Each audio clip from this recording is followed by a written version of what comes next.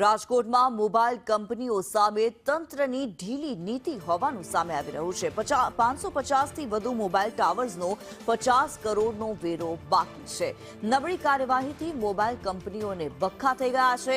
સામાન્ય નાગરિકોનો વેરો બાકી હોય તો મિલકત સીલ કરવા જેવી કાર્યવાહી કરવામાં આવે છે, પરંતુ મોબાઈલ કંપનીઓ પર જાણે મનપાના 4 હાથ હોય તેવું લાગી રહ્યું છે। રાજકોટમાં 550થી વધુ મોબાઈલ ટાવરનો 50 કરોડથી વધુ વેરો બાકી હોવાનું સામે આવ્યું છે।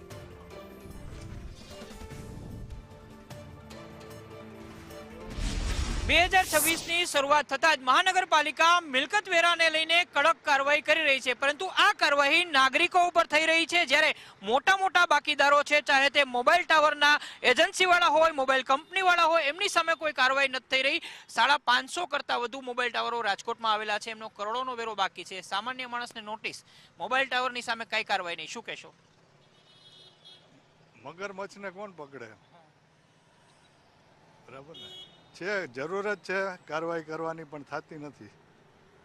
નાના માણસોની સામે સીલિંગ, નળ કાપી નાખે છે, ઘણું બધું કહેવાનું છે, પણ હવે આમાં કોઈ સાંભળવા વાળું નથી।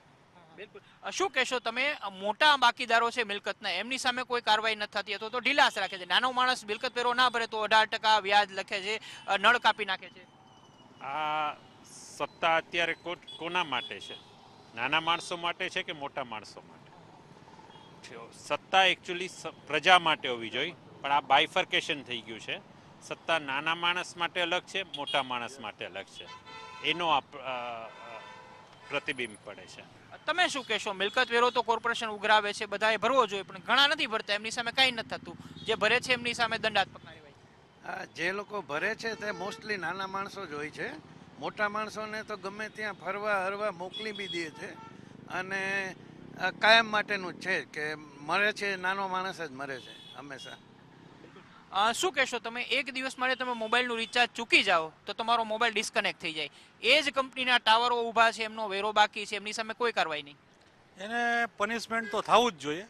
એના મોબાઈલ ટાવરો બંધ કરાવી દો તમે, એટલે પબ્લિકને હેઠે રેલો આવશે એટલે આફેડા ઊંચા નીચા થાય, કાં પનિશમેન્ટ ભરશે એ, કાં એના ટાવર બંધ કરાવી દો।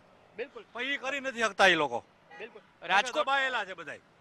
બિલકુલ, રાજકોટ મહાપાલિકાની જે નીતિ છે તેની સામે રાજકોટવાસીઓ છે પોતાનો આક્રોશ વ્યક્ત કરી રહ્યા છે। સામાન્ય માણસનો જો વેરો બાકી હોય તો તેમને 18%નું વ્યાજ ચૂકવવું પડે છે, જ્યારે મોબાઈલ કંપની કે પછી અન્ય લોકો છે કે જેમને લાખો રૂપિયાના વેરા બાકી છે, એમની સામે થાબડભાણા થતા હોય એ પ્રકારનો ઘાટ જોવા મળી રહ્યો છે। કેમેરામેન વિપુલ બોરીચા સાથે મયુર સોની, સંદેશ ન્યૂઝ, રાજકોટ।